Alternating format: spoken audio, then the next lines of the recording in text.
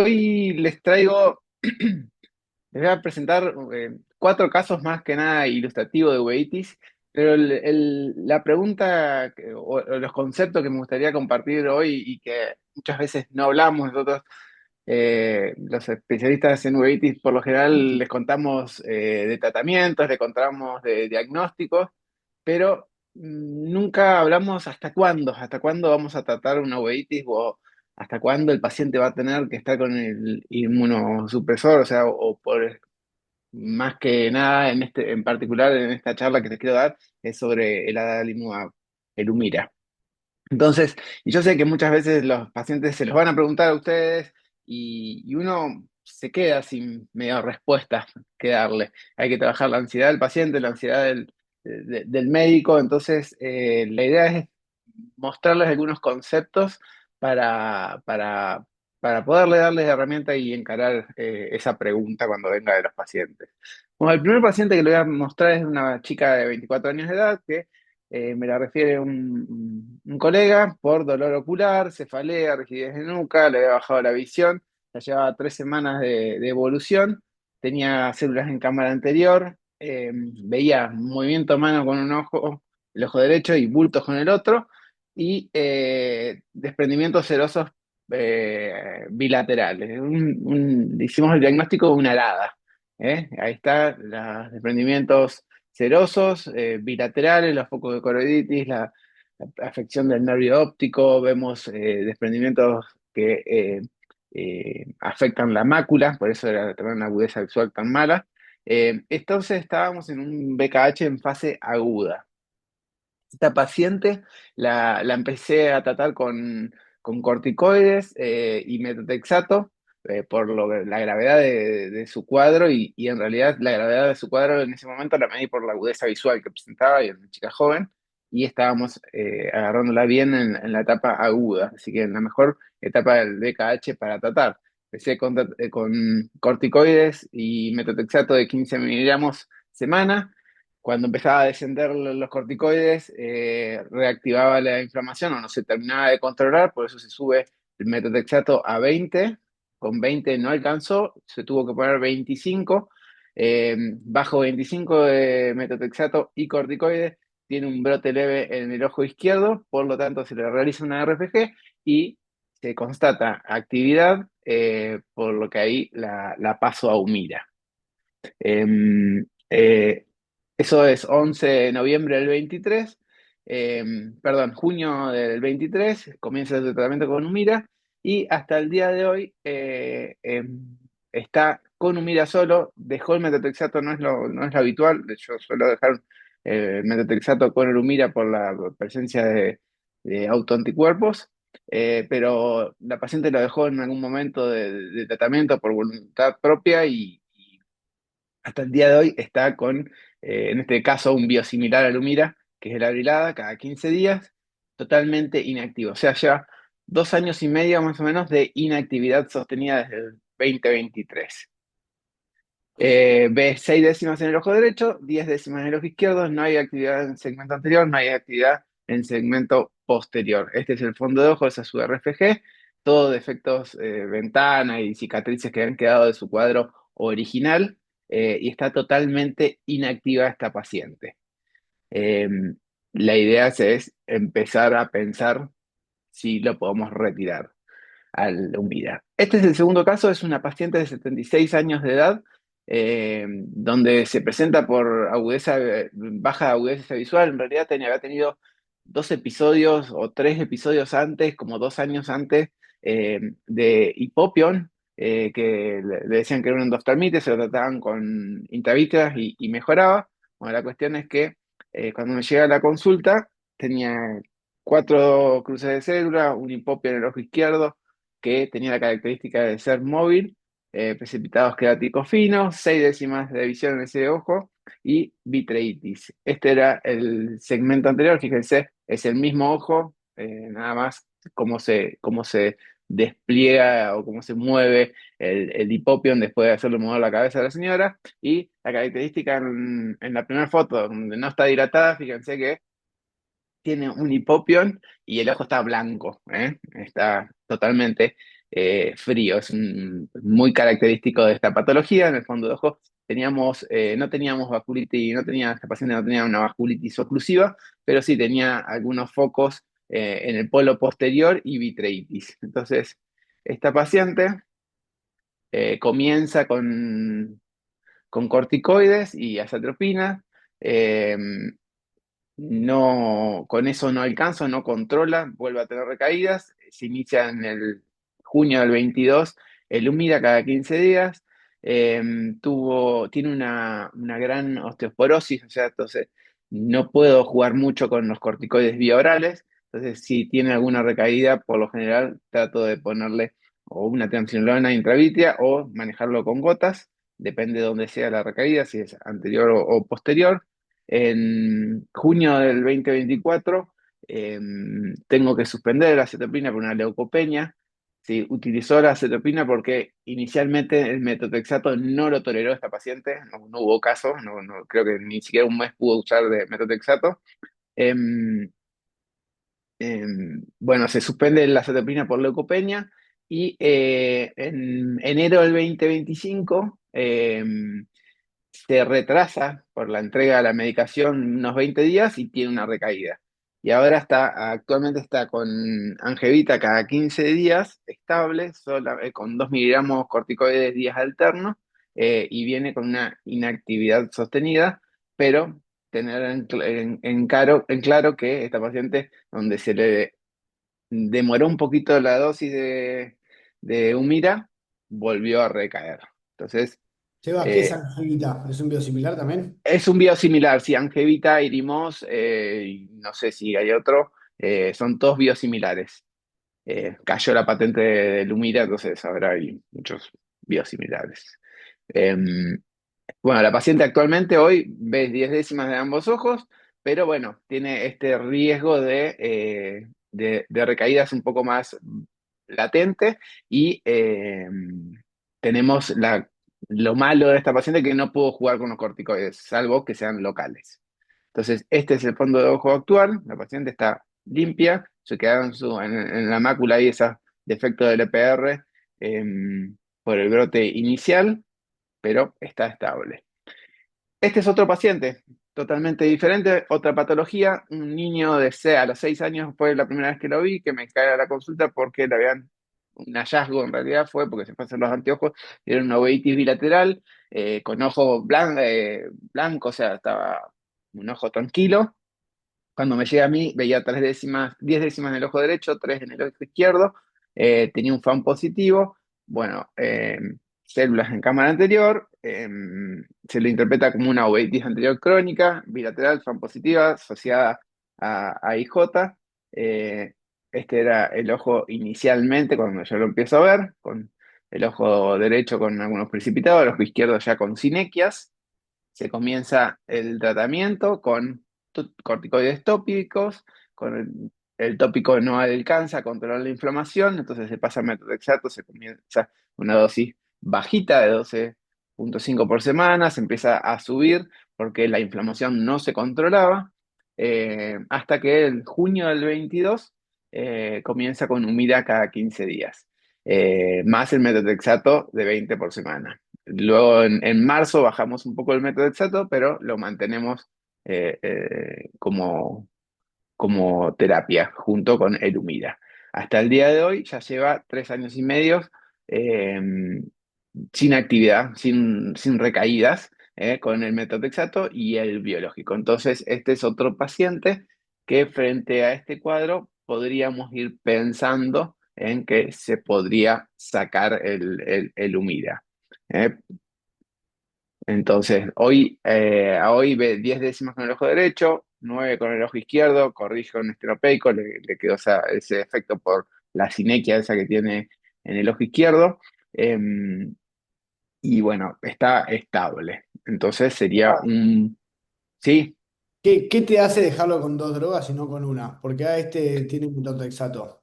Porque en algún Bien, momento en la mayoría, por va a lo liberar. general, yo en la mayoría les dejo el metotrexato, trato de ir bajándoselo por el riesgo que tienen estos pacientes de generar La adalimumab, la verdad que es una excelente droga porque responde en la mayoría de los casos donde hemos tenido fracaso con otras terapéuticas, pero pues, hay un riesgo de que el paciente desarrolle autoanticuerpos contra el adalimumab. Entonces, si uno deja un DMARD de base, o sea, un metotrexato de base, es para controlar eso. Y también para el día de mañana, si yo quiero retirar el Humira, tener también algo de base para controlar, que es un poco el fin de esta charla. Entonces, este es el paciente hoy, de 19 décimas, totalmente limpio, nunca más tuvo recaída. Con estos pacientes, obviamente, siempre tenemos que tener en cuenta que el examen tiene que ser muy meticuloso. Estos pacientes sí que no tenemos que tolerar ni una sola célula en cámara anterior. Hay que mirarlos eh, bajo oscuridad y tomarse su tiempo, primero porque suelen ser niños. Este ya es un niño grande porque empezó a los 5 o 6 años conmigo y hoy ya tiene 11 para 12. Y hay que no tolerar en estos pacientes, sí, no toleramos ni una sola célula, porque si tengamos una célula ya nos habla de que esa enfermedad no está controlada. Y el último caso eh, es una mujer de 23 años de edad que en realidad empezó la consulta a los 9. Esta es una paciente de Emilio por una uveitis bilateral activa en el momento de la consulta. Al año eh, recae con edema macular en el ojo izquierdo, necesita una intravítrea de triamcinolona y empezamos a escalar los inmunomoduladores. Se sospecha de una BSET. Fíjense ahí el pequeño hipopion, el edema macular. La cuestión es que la paciente comenzó entonces debutó con su enfermedad en el 2012, empezó con corticoides orales y tópicos, después se le agrega metotrexato y el noviembre de 2013 comienza con Humira. Hasta 2015 estuvo totalmente inactivo, entonces a partir de 2015 se lo empieza a espaciar. Se utilizó un esquema de cada 20 días, después cada 25, cada 45, con una suspensión definitiva en el 2016. Al día de hoy, el último examen que figura es 2021, que está sin medicación y sin residuo. O sea, hizo un tapering durante 18 meses, o sea, se le retiró totalmente la medicación durante 18 meses y la verdad que tuvo éxito porque no tuvo recaídas de su patología de base. Entonces, al día de hoy no tiene ningún tratamiento, está con 10 décimas en el ojo derecho, 6 con el ojo izquierdo, tuvo algunas secuelas atróficas, postvitrectomía y operada de catarata, pero está libre de enfermedad hace 9 años. Este fue el esquemita que se utilizó en esta paciente. Cada 15 días, cada 20, cada 25, cada 30, cada 45, separado más o menos por 3 meses los descensos. Y en 2016 suspende. Entonces, les mostré 4 casos diferentes. El primero, BKH, el segundo, un BSET, el tercero, una uveitis anterior asociada a IJ, y el tercero, un BSET. El primero, el BKH, les mostré que ya llevaba eh, un tiempo prudencial. La paciente me está preguntando cuándo puede dejar el Humira. Entonces, la verdad que al estar inactivo, al tener una buena respuesta, es una paciente joven, comencé su tapering, espaciándolo ahora cada 3 semanas. El segundo caso es una paciente grande que tuvo sus recaídas al demorarse un poquito por la entrega, ni siquiera voluntaria, sino por la entrega de la medicación, no por tener a mano corticoides orales, porque tiene una osteoporosis muy marcada. Entonces, en esta paciente, yo por ahora se lo voy a mantener. El tercer paciente es un candidato, para ir pensando, porque ya cumplió 2 años de totalmente inactividad, sin secuelas, sin nada, y sistémicamente está bien. Bueno, es para plantear o para ir planeándolo. Y el cuarto caso que les mostré es un caso donde se suspendió la medicación.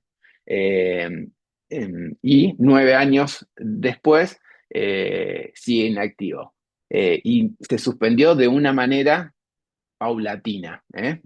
Fíjense cómo se hizo el descenso, esperando cada 3 meses y espaciando una semana cada 3 meses.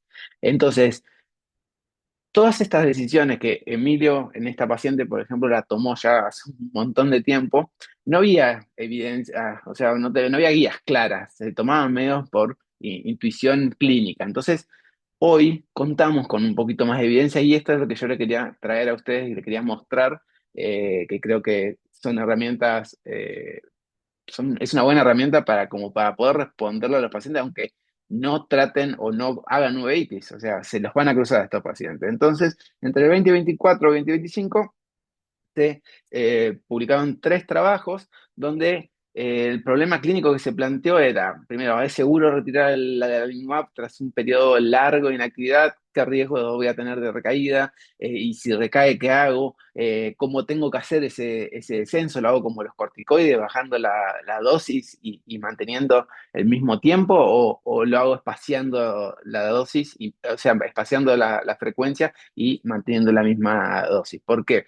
¿Por qué se genera este problema o antes con los otros inmunomoduladores, quizás los efectos adversos mismos nos hacían, como la ciclofosfamida, nos hacían, bueno, hacemos un ciclo de 6 meses y después lo suspendemos porque no se puede continuar. Pero bueno, acá tenemos un problema que es que el Humira es el primer biológico primero aprobado para las uveitis no infecciosas, controla la inflamación en la mayoría de los pacientes. Pero, ¿a qué costo, no? Es un tratamiento prolongado, es caro, tiene riesgo de infecciones, eventual de esto, generación de autoanticuerpos, tiene un impacto en la calidad de vida y sobre todo en los pacientes pediátricos. Y no teníamos una guía clara de cuándo tomar y cómo hacerlo, esta decisión. Entonces, Me surgieron estos pregunta, tres. Sebas, Sí, a los pacientes que tienen prepaga u obra social, ¿les dan un tratamiento por 3 meses? ¿Cuánto les dan? O sea, no, por ¿tienen eso, tienen olla? que ir renovándolo, tienen que ir renovándolo. Depende de la obra social, les piden renovación de estudio, de todo, por eso también, además es una parte engorrosa, aunque la prepaga se lo cubra, es todo una parte burocrática que los pacientes se superestresan, están yendo y viniendo con papeles por todos lados, así que también es otro factor como para pensarlo. Entonces surgieron estos 3 estudios. Obviamente, todo esto que estoy planteando no es aplicable a todos los pacientes, lamentablemente, porque las enfermedades no son todas iguales y no se comportan igualmente en todos los pacientes. Hay pacientes que van a tener patologías mucho más graves y vamos a tener que forever el tratamiento. Pero bueno, los pacientes, como les planteé esos 4 tipos de casos, como surgieron estos 3 estudios muy importantes en los últimos años. El ACHAS Trial, donde se planteó, o la pregunta inicial fue, ¿qué pasa si suspendo el Humira después de un año de inactividad en estos pacientes? Es un ensayo aleatorizado, doble ciego, controlado, con placebo, 87 pacientes pediátricos. Después está el HOT, que en realidad se planteó como vamos a ver qué factores me van a predecir en los pacientes o qué pacientes van a tener más chances de recaer cuando yo les retire el Humira. Estos se analizaron 328 pacientes, adultos y niños, y de este mismo estudio se salió otra rama, que es el de Marino, donde la pregunta que se hizo es qué velocidad de descenso modifica el riesgo de caída. O sea, ¿cuál es el mejor esquema que tengo que tomar para que haya menos riesgo de caída? Entonces, vamos a ir tomando un poquito el ACHAT. El ACHAT, dijimos que eran 87 pacientes mayores de 2 años que tenían uveitis asociada a IJ o uveitis anterior crónica, donde se les suspendió directamente. Con un grupo se les mantuvo el tratamiento y el otro se les dio un placebo, a doble ciego y seguimiento de 48 semanas. El estudio se lo tuvieron que detener antes, porque ya los criterios que habían fijado para la eficacia ya se cumplieron y vieron, respondieron la pregunta un poco que se habían planteado al principio, que era si era riesgoso cortar el Humira. Entonces, lo que vieron es que sí, obviamente, hubo un 68% de los pacientes que se les suspendió el Humira que cayeron, o sea, recayeron con su enfermedad. Y acá les muestro estas dos curvitas para no hacerlo menos tedioso, eh, que está bueno porque están los dos grupos, en rojo el placebo y en azul el que siguió con el tratamiento. ¿Dónde se vieron las recaídas? Bueno, en los dos grupos las recaídas se vieron en los primeros 6 meses. Entonces, sabemos que hay un tercio de pacientes que después de esos 6 meses va a mantenerse inactivo. Entonces, hay un tercio de pacientes que podría suspender directamente el Humira. Entonces, esto es un dato que nos dio este trabajo. Obviamente, también otra herramienta que nos da este trabajo y analizando esa curva es que el control de estos pacientes debe ser muy estricto durante los primeros 6 meses. O sea, verlos cada un mes o cada 3 semanas. Entonces, si vamos a plantear a un paciente suspender o que suspendió por X razón la medicación, bueno, en estos pacientes vamos a tener que estar un poquito más encima. ¿Por qué? Porque tiene grandes chances de recaer en los primeros 6 meses.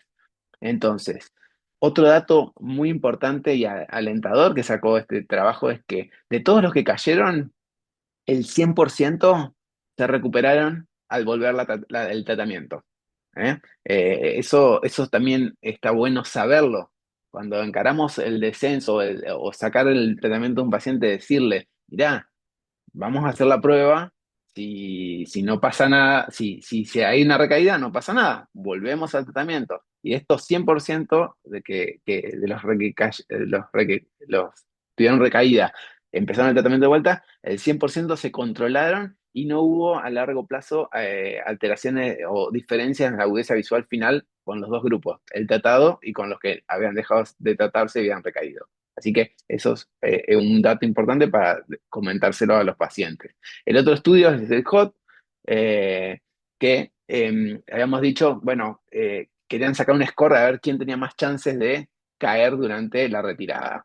Lo que se vio es que tenemos que cada década de edad disminuye un riesgo de recaída al 12%. Entonces, limpiando un poco esto, ¿quiénes tienen más chances de recaer? Se vio que los pediátricos y los menores de 40 años tienen más chances de recaer. Después, cada 10 años de edad que vamos ganando, vamos reduciendo el riesgo. La velocidad en que realizo el descenso, bueno, el tapping lento es claramente un factor protector. ¿eh? Cuando las categorías pasaban, se distribuyeron en varias categorías y cuando pasaban a categorías más rápidas de descenso, de esquemas más rápido, bueno, aumentaba la chance de recaída un 23%. Y otro dato que sacó este trabajo es la inactividad previa. El riesgo baja por cada año de inactividad que tengamos. O sea, cuanto más tiempo tengamos de inactividad, menos chances tenemos de recaída. Y bueno, lo de la etnia no es muy importante, además faltan comparar un montón de cosas. Y el tercer trabajo que les comentaba, que es el de Marino, que se desprendió de este, que solamente analizaba a los de pacientes pediátricos con AIJ o con uveitis anterior, lo que vio, lo que preguntaba era qué velocidad de tapering, o sea, qué velocidad de retirada teníamos que seguir en estos pacientes. Entonces, lo que nos da, o el dato importante es que cuanto el intervalo se va expandiendo cada 4 a 6 meses, las recaídas son del 38%, o sea, que son menores que si las hacemos el espaciamiento de esas dosis cada menos de 3 meses. Entonces, lo ideal sería hacerlo, si lo vamos a ir retirando, ir espaciando una semana cada 3 meses. Por ejemplo, ahora se está colocando cada 15 días.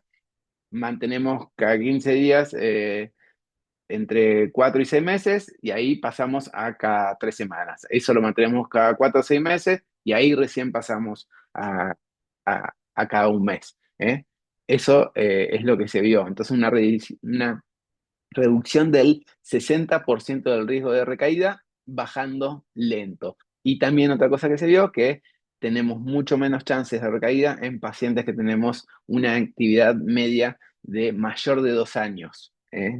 Totalmente inactivo el paciente. Entonces, vamos a pasar en conjunto un poco qué nos dicen, y esto no los voy a ir describiendo dato por dato, sino sacando el global. Bueno, el ACHAT nos dice que podemos suspender el tratamiento, es riesgoso, sí es riesgoso, pero también tenemos que el 100% de estos pacientes que recayeron se recuperaron.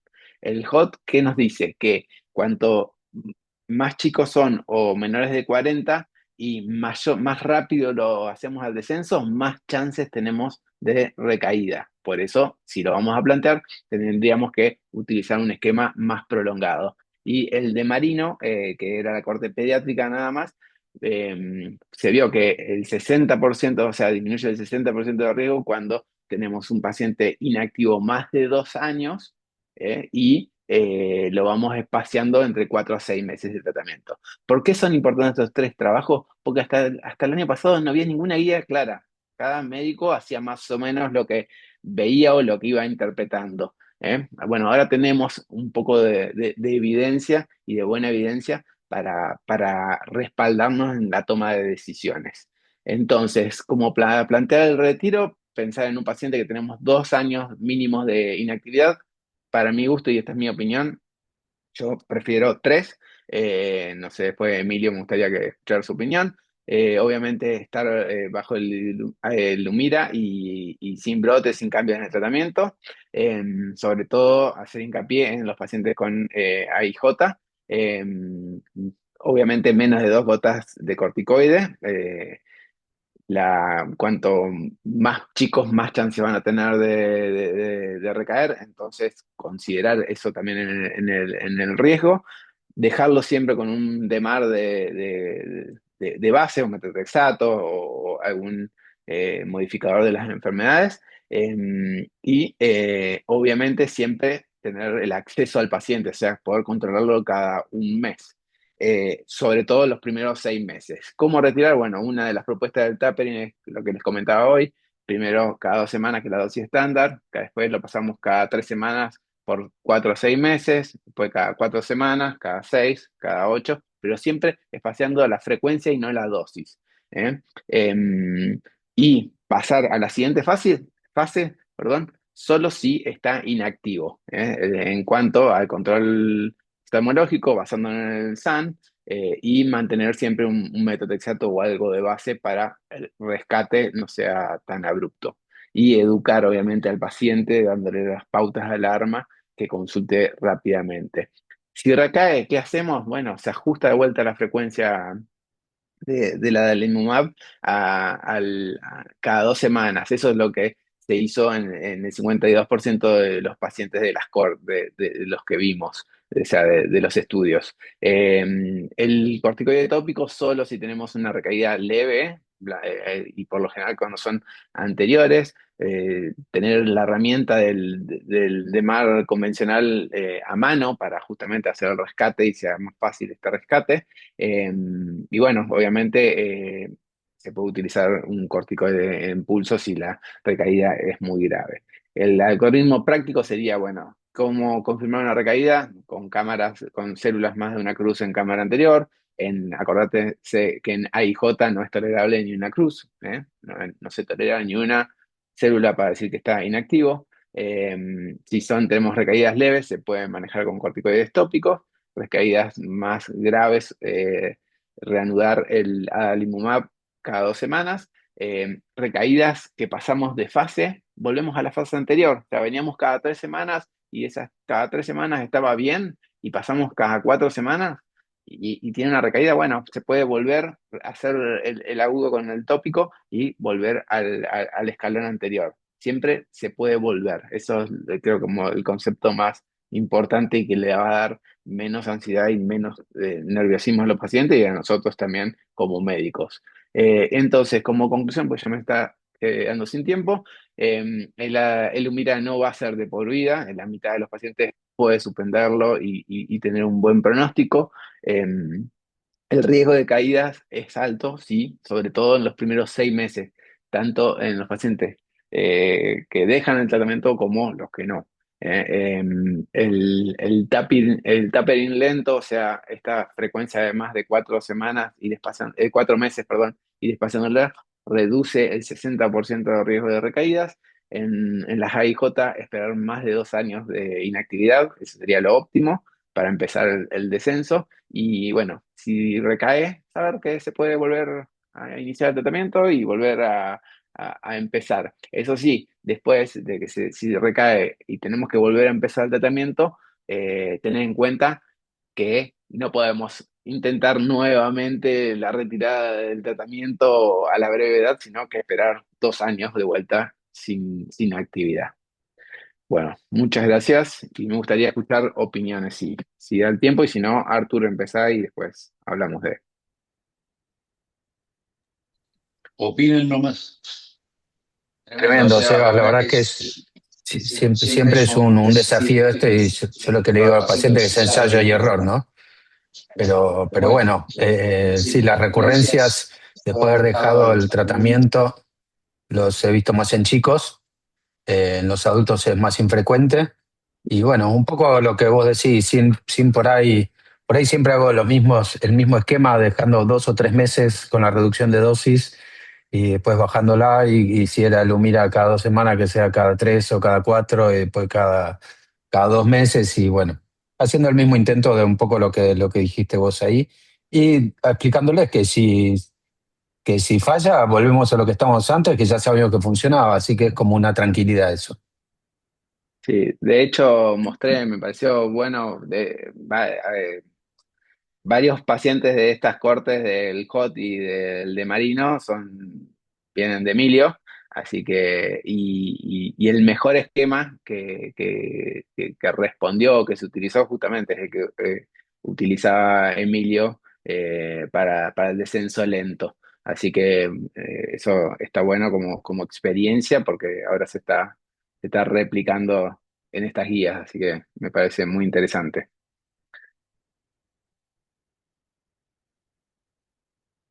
Bueno, Artur. Muy bueno, Seba. muy bueno, Sebas. Sebas. La verdad, buen estudio. Bueno, vamos a cambiar ahora por completo de tema.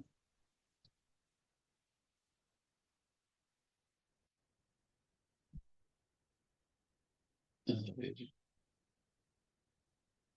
ahí se ve bien, ¿no? Perfecto. Bueno, vamos a hablar primero de algunos casitos. Después les explico por qué hablo de estos casos. Pero este es un paciente de 64 años que hace 2 años consulta, le hace un diagnóstico de melanoma perdón, en el 2010 consulta en otro lugar, le hacen un diagnóstico de melanoma y le indican y le hacen braquiterapia. El 2011, o sea, pocos meses después de haberle hecho la braquiterapia, le dicen, el tumor está creciendo, me parece que vamos a tener que nuclear. El paciente prudentemente salió escapando, viajó a Israel, era de familia judía, viajó a Israel, ahí vio a un tipo que es un capo en el tema, a Jacob Tier, que le dijo que eso no era un melanoma, así que no se preocupe, que no tenía que seguir haciendo sus estudios ni controlando, porque no era un melanoma. Bueno, el paciente no se controló más por el tema del melanoma, pero se controlaba su ojo y en el año 21 le dicen que tenía una retinopatía por radiación, le hacen una panfotocoagulación, le inyectan antiangiogénicos, después lo operan de catarata y le dicen que necesita hacerse más inyecciones porque la retinopatía por radiación continúa. El paciente no se las hace y al año siguiente consulta con nosotros. O sea, el hombre no era muy confiado, pero bueno, había tenido buenas razones para no ser muy confiado. Cuando lo vimos nosotros en el ojo del tratamiento, en el ojo del tumor, tenía 10 décimos. Acuérdense que estaba operado de catarata. En el otro ojo tenía 8 décimos. Presión era razonablemente normal, no tenía signos de, pese a la diferencia entre un ojo y otro, no tenía signos de glaucoma para nada. Biomicroscopía en el ojo derecho, lente intraocular, en el ojo izquierdo una catarata leve. Fondo de ojo, ojo izquierdo normal, y en el ojo derecho una lesión pigmentada nasal, una atrofia del epitelio pigmentario que ahora van a ver, y una retinopatía por radiación muy leve. Este era el fondo de ojo. Acá se nota el lente intraocular, que no tiene importancia, y acá viene el fondo de ojo, con una particularidad muy interesante. Ustedes tienen acá una lesión pigmentada y acá tienen una lesión de atrofia del epitelio pigmentaria. Algunas pequeñas hemorragias, o sea, una retinopatía por radiación mínima, despreciable. Acuérdense que tenía 10 décimos el paciente. Entonces acá lo que se nos plantea en realidad era, ¿dónde está la placa? ¿Dónde está la panfoto? O sea, este paciente fue tratado con una placa y por una panfoto. Bueno, este es el lugar donde está el supuesto tumor, que en realidad era un nevus, y este es el lugar donde le pusieron la placa. O sea, si este paciente tuviera un tumor y hace 16 años que lo trataron, lo más probable es que hoy estaría muerto. ¿Ah? Y aparte, por supuesto, hubiera perdido el ojo. Pero a este se le agregó que después le indicaron tratamiento para la retinopatía por radiación con inyecciones y panfotocoagulación. Ustedes no ven ningún signo de panfotocoagulación. Bueno, de las inyecciones supongo que se las habrán dado. ¿Tá? Pero básicamente fueron, no sé si errores o horrores diagnósticos por todos lados. Conclusiones, el paciente tenía un nevus tratado con braquiterapia. Una braquiterapia que en realidad se le hicieron en otro lugar. En meses le dijeron que había crecido, o sea, no solamente le dijeron que tenía un nevus, sino le querían sacar el ojo. Si alguien cree que cuando le saquen el ojo le van a decir que en realidad era un nevus, es bastante optimista. Y le habían hecho un tratamiento de retinopatía por radiación que en realidad no necesitaba, pero por suerte tampoco se lo habían hecho. Así que todo cierra. Caso 2, un poco más serio. Esta mujer de 58 años, en el 2005, le habían hecho una braquiterapia por un melanoma, que sí era melanoma, ¿tá? Y a los 3 meses le dijeron, mira, no respondió tu radioterapia. Ya todos ustedes nos habrán oído hablar montones de veces de estos temas y saben que en la radioterapia nadie puede decir, ni el más experto, si respondió o no respondió antes de un mínimo de 6 meses y muchas veces hasta un año. Pero a los 3 meses le dijeron que no había respondido y que por la duda había que hacerle otra braquiterapia. Entonces le hicieron una segunda braquiterapia y después de eso la empecé entre algunos de los controles se lo hacía yo, otros se lo hacían los médicos que le habían tratado. Entonces, ustedes ven acá que en realidad acá le habían hecho la primera braquiterapia. Entonces, el médico se dio cuenta que había puesto mal la placa y le dijo hay que hacer una segunda braquiterapia. En ese sentido estuvo bien, porque no dejó al paciente y no quiso sacarle el ojo, sino que le dijo, sin decirle me equivoqué, le dijo hay que repetir la braquiterapia, lo cual en ese momento probablemente fue muy bueno. Ahora, años después, acá le hicieron la segunda braquiterapia, años después hizo una recidiva. En el 2017 hizo una recidiva del tumor, como ven acá arriba, empezó a crecer y le tuvimos que hacer una tercera braquiterapia. O sea, 3 braquiterapias en un mismo ojo. El paciente conservaba al año siguiente una visión bastante buena y años después la evolución del tumor fue muy buena, o sea, el tumor se controló por completo y años después el paciente hizo metástasis, le hicieron tratamiento con inmunoterapia, pero lamentablemente nadie responde a la inmunoterapia con melanoma de coroides y murió. Ahora, este paciente, primero que nada, tuvo durante 12 años un tumor activo, o sea, este tumor estaba vivo y por lo tanto con posibilidad de producir metástasis. Segundo lugar, la primera placa se la pusieron en un lugar que no correspondía. Después, en tercer lugar, la segunda placa, cuando se la pusieron, no sacaron el recto lateral, el recto medio que estaba acá. El recto medio tendría que haberlo sacado. Eso yo no lo supe hasta que yo le hice la braquiterapia, porque ahí cuando sacamos, limpiamos, vimos que ese recto jamás había sido tocado. Entonces le pusieron la placa encima del tumor, bien centrada, pero encima del tumor, lo cual no hay que hacer jamás. Y por eso el tumor respondió, pero parcialmente y recidivó. Entonces, menos dramático que en Lo que otro le caso decía en el Artur, ¿Cómo, perdón? pusieron la placa encima del recto. Exacto, una placa encima del recto, cosa que he visto varias veces. Caso 3. A una mujer de 35 años, en el 2015 le hacen diagnóstico de melanoma, o sea, le hicimos nosotros un diagnóstico de melanoma, pero por un tema de la obra social la mandaron a tratarse en otro lugar, le hicieron braquiterapia A los 5 meses le dicen que creció, que hay que nuclearla, y vino después a consultar con nosotros. Para nosotros, esta es una de las peores combinaciones. O sea, un paciente que yo ya sé que tiene un tumor, que es maligno, sé que la trataron, pero no sé cómo la trataron, porque yo no sé qué hacer. ¿Qué hago yo? Le digo, no sé si fue bien tratada, ¿para qué? ¿Qué gano con eso? Le digo, tengo que controlarla. Bueno, básicamente lo que hacemos nosotros con estos pacientes es controlarlo hasta que vemos un cambio. Pero el tema es que le habían dicho que había que nuclearla, porque había crecido. Entonces nosotros vemos acá, esto fue cuando le hicimos el diagnóstico, tenía 10 décimos de visión, biomiroscopía bien, todo lo demás bien, o sea, tenía este tumor obviamente, que no es tan bueno. Y cuando yo la vi y le habían dicho que había crecido, en realidad no había crecido, había disminuido de 4,6 a 3,6. Entonces, si ustedes ven acá, ¿qué pasa? Cambió la reflectividad, ahora es de mediana a alta reflectividad, y lo que hicieron fue añadir este espesor al tumor. Si ustedes le añaden esto, están añadiendo en realidad la esclera. Y al añadir la esclera, y pareciera que creció 1 milímetro, 1,5 milímetros. Entonces, no hay crecimiento por ahora. O sea, hasta este momento que va 4, 5, 6 meses del tratamiento, no ha habido crecimiento detectable. Entonces le digo, ¿qué vamos a hacer? La vamos a controlar. El tema es que la controlamos y a los pocos meses creció.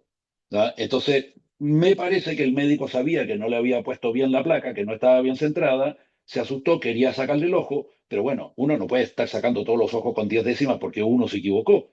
Entonces, este paciente la vimos y había crecido el tumor, ustedes ven acá el crecimiento, perdón, de 3,6 a 4,4 milímetros, eso es un crecimiento significativo en menos de un año.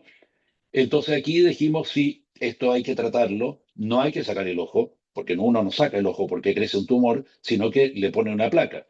Entonces, y esto con el tiempo, el tumor respondió muy bien, o sea, no es que no respondiera a la placa, sino que la placa no había sido puesta en el lugar adecuado. El tumor casi desapareció, se aplanó, casi no se veía, pero por supuesto con 2 placas seguidas hizo una retinopatía por radiación muy seria. Y ustedes ven acá una foto del fondo de ojo donde se ve donde estuvo la primera placa y donde estuvo la segunda placa. Entonces, claro, la primera placa le hizo un cierto efecto porque la radiación se expande a estos lugares. Si ustedes ven el plano de braquiterapia, le llega radiación, pero no le llega a los 8.000 centigrados que deberían llegar. Quizás acá llegaron 2.000, 3.000, 4.000 centigrados, pero no 8.000. Entonces respondió inicialmente un poco, pero no lo suficiente. Caso 4, una mujer de 48 años. También esta yo lo había visto no para hacerle el diagnóstico, sino le hice la ecografía, entonces ayudé con el diagnóstico. Fíjense un detalle nada más. Este era un paciente con un melanoma amelanótico y el melanoma está tocando el nervio óptico. Acá se ve que está tocando. En el fondo de ojo no se nota tanto, pero acá se ve que está tocando el nervio óptico. Bueno, a esta paciente le hicieron una braquiterapia también en otro centro por una cuestión de la obra social. Y fíjense que la radioterapia fue excéntrica, o sea, no le trataron exactamente donde estaba el tumor, sino le trataron la zona blanca que se veía acá. O sea, pusieron la placa mucho más abajo de lo que correspondía. En la ecografía se veía que había respondido parcialmente, pero no totalmente. Entonces yo acá le avisé al médico, mirá, la placa acá estuvo excéntrica, fíjate de corregir esto, habría que poner una segunda placa bien centrada, porque esta placa no va a responder. El profesional que se preocupó por el paciente, o sea, estaba la placa mal puesta, pero se preocupó por el paciente, o sea, él puso todo lo que pudo. Como no, este es donde debiera haber estado la placa y abajo donde estuvo la placa, entonces le hace una termoterapia transpupilar. Ahora fíjense que la termoterapia, el susto que produce la termoterapia y todos los tratamientos de oncología es que tienen que tener un margen de seguridad. Ustedes, yo les había dicho que el tumor estaba tocando el nervio óptico. Acá la termoterapia no está tocando el nervio óptico. Lo lamento mucho si el nervio óptico se quema un poquitito o mucho, pero ustedes no pueden dejar el tumor activo. Entonces, bueno, acá la termoterapia fue incompleta, el tumor ecográficamente prácticamente desapareció, pero yo le avisé al médico, mira, mirala muy de cerca porque ese tratamiento no es completo, no es el adecuado. Obvio que no se lo dije al paciente, se lo dije al médico. Y tiempo después, segundo tumor. En realidad no es un segundo tumor. Ustedes ven acá la radiación de la primera placa, acá el TTT, y acá en la zona que no fue tratada reaparece el tumor. sea, esta es una persistencia, no es, no, en general nosotros hablamos de recidiva porque suena mejor para el paciente, pero prácticamente todas las recidivas son persistencias, son cosas que tratamos incompletas. Ahora, haciendo una estadística bastante básica, nosotros hemos tenido 9 pacientes a los cuales le pusimos una segunda o tercera placa. De 268, 9. Pero ni una solo de esos pacientes era un paciente nuestro. O sea, yo nunca en mi vida he puesto una segunda placa a un paciente mío. ¿Por qué? Porque si yo estoy seguro que la placa estuvo bien puesta y hubo una persistencia, no estoy nada seguro de que vaya a responder a la segunda placa. Todos los pacientes que tratamos eran pacientes ajenos. Estos son los 9 que tratamos, pero vimos varios casos más que no lo llegamos a tratar porque simplemente había que nuclearlo. Pero como el último paciente que les mostré hace un ratito, entonces son unos cuantos casos, o sea, no es una cosa rara. Eh, Todo esto, toda esta presentación nació a partir de que la semana pasada un profesional conocido mío me echó en cara que yo hablaba mal de los colegas, porque yo había hablado mal de este, habría hablado mal del otro, y qué sé yo. Ahora, ¿ustedes me pueden explicar cómo hago yo para decirle a un paciente que hay que ponerle una segunda placa al mismo tiempo diciéndole que la placa que le pusieron estaba perfecta, pero que yo confío que la segunda placa va a resultar, aunque la primera no resultó y se le pusieron perfecta? Entonces, yo no hablo mal del colega, hablo mal del tratamiento. Y lamentablemente los pacientes deducen lo que deducen. Si a mí me llega un paciente con un desprendimiento de retina que le dijeron que con la cirugía se le habían aplicado, ¿cómo hago para reoperarlo? ¿Lo puedo reoperar diciendo no, lo operaron perfecto, pero la retina está aplicada porque se lo dijeron esta mañana que estaba aplicada, pero ahora está desprendida? No hay forma. Uno trata de mejorarlo diciendo, bueno, se le salteó algo, no se dio cuenta o qué sé yo qué, pero no puede no decir que algo está mal. O sea, el paciente lo va a deducir. No hay forma de escaparle a eso. Como ejemplo, hace un par de semanas vi un paciente que le habían hecho una biopsia de órbita. Lo vio también Martín. Aparentemente en la biopsia, el paciente después de la biopsia no vio nada. Tenía un carcinoma que le envolvía todo el ojo, o sea que tenía un muy mal pronóstico tanto de vida como para ese ojo. O sea, el carcinoma estaba ocupando casi toda la órbita. Pequeño detalle que con la biopsia le perforaron el ojo. Yo a ese paciente no le dije te perforaron el ojo. ¿Por qué? Porque no ganaba nada. Yo no le voy a hacer un tratamiento distinto. El ojo ya estaba perdido, la retina estaba totalmente desprendida en forma de T, hemorragia subretinal. O sea, yo no podía salvarle el ojo. Pero a un paciente donde yo le puedo salvar el ojo, donde yo le puedo poner una segunda placa o le puedo salvar la vida, porque estamos hablando de tumores malignos, tengo la obligación de decirle que hay que hacerle un tratamiento porque el anterior o no funcionó o no fue completo o lo que sea. Hay que buscarle la forma más linda de decirla. Si alguien interpreta eso como que estoy hablando mal de él, y lo siento mucho, sería mejor que hubiera puesto la placa bien y no que yo hablara mal de él. ¿Ah? Nosotros hemos tenido en los pacientes que tratamos, los 268 que tratamos, un 4% de persistencia o recidiva. O sea, son unos cuantos pacientes, pero 4% está un poco mejor en teoría que la estadística internacional, que en la mayoría de los lugares tiene alrededor de 5 y algunos tienen hasta el 10 o 15. ¿Tá? Ahora, puede que haya algunos más y que yo no me haya enterado, alguno que se murió en el camino, alguno que nunca más vino a control, puede ser, pero de los que nosotros tenemos seguido, que son un montón, tenemos esta estadística. Como conclusión, la braquiterapia es un tratamiento muy efectivo, o sea, 96% de éxito es muy efectivo. Ese éxito que yo digo es el control tumoral. Hay unos cuantos pacientes que los enucleamos, 4% de los pacientes que yo enucleé de los míos era porque había hecho una recidiva o persistencia y no valía la pena tratarlo de nuevo porque no tenía visión, o ojos ciegos y dolorosos, que obviamente no tiene mucho sentido tenerlos, ¿tá? Pero llegamos a un 8% de nucleación. Como les dije antes, quizá haya algún paciente que perdimos el seguimiento, lo hayan enucleado en otro lado, pero bueno, lo que nosotros tenemos es un 92% de retención de globo, por lo menos en los primeros años. Ahora, ¿qué parámetros necesitamos respetar para tener resultados ideales? No son ideales porque sean nuestros, prácticamente en todo el mundo. Ustedes van al Wilson Hospital, van a Duke, van a Alemania, y los resultados son bastante parecidos. Pueden tener un 1% mejor, un 1% peor, pero no es que tengan el doble de resultados o el triple de resultados, no, son bastante parecidos, por lo menos en esto. ¿Ah? Pese a que ellos tienen mucho más experiencia, pero los resultados son muy parecidos.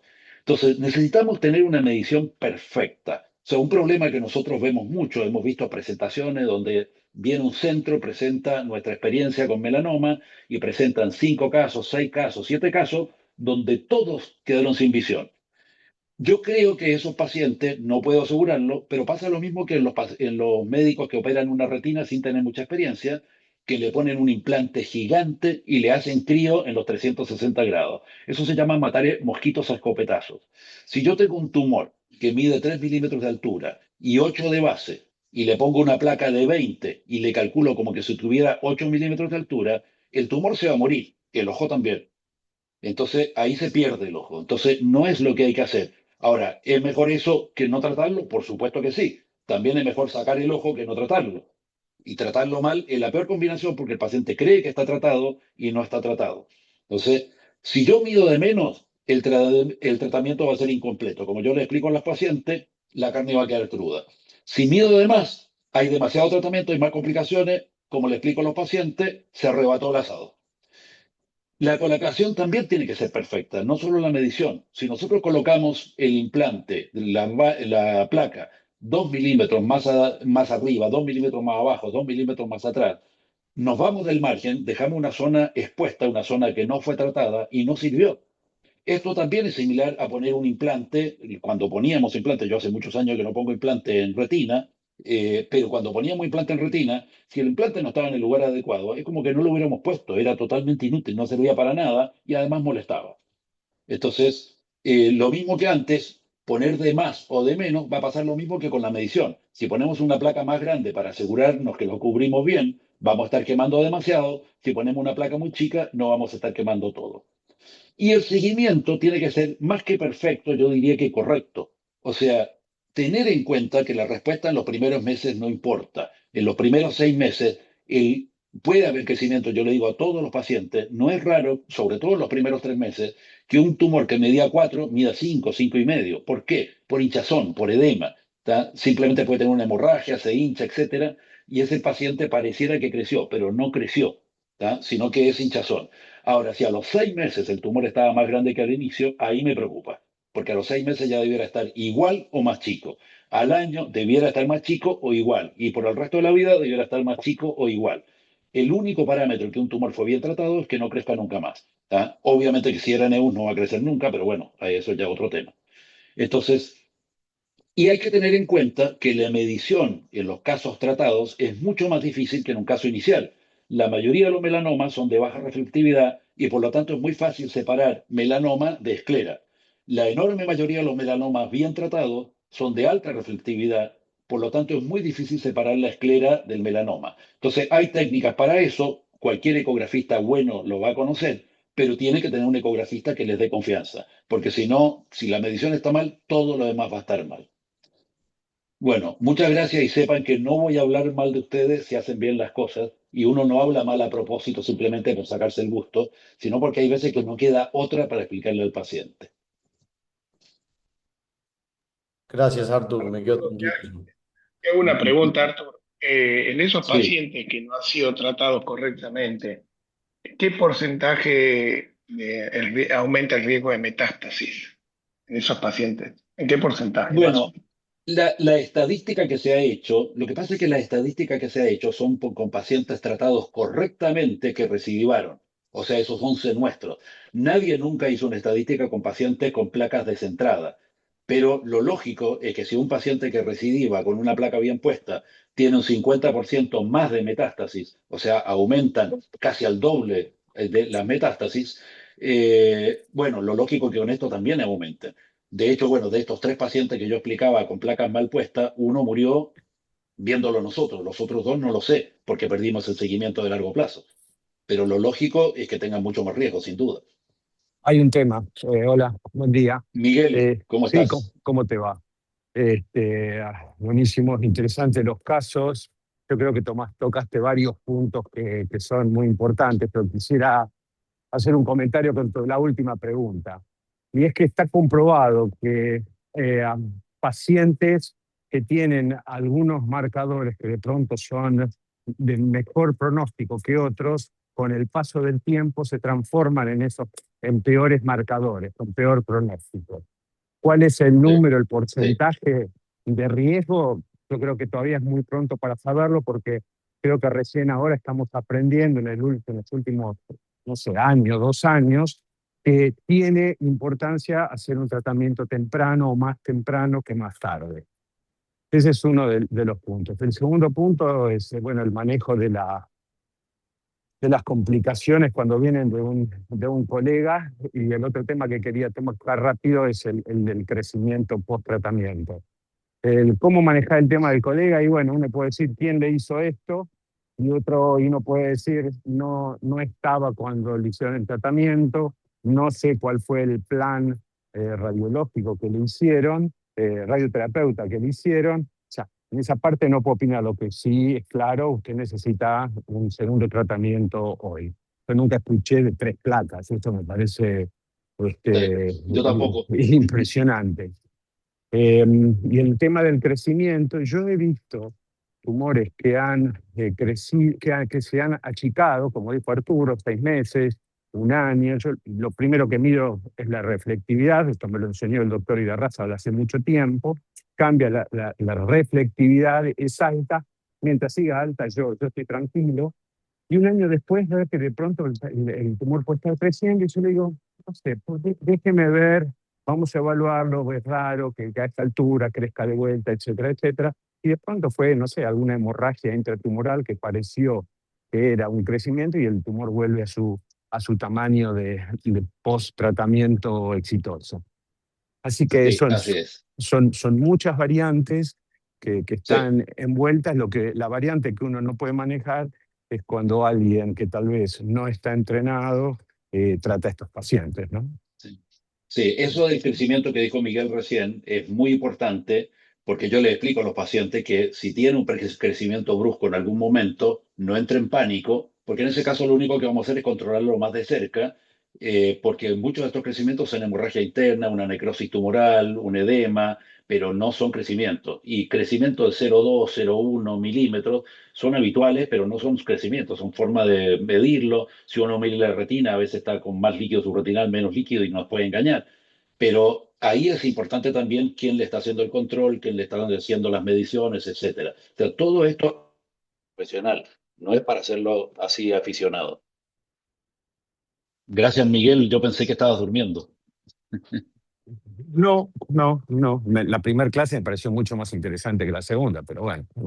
Bueno, a mí también. Aprendí mucho más. Saludos. Bueno, bueno, muchas gracias a todos. Si no hay más preguntas, y nos veremos la semana que viene. Nos vemos. Chao. Gracias, Artur.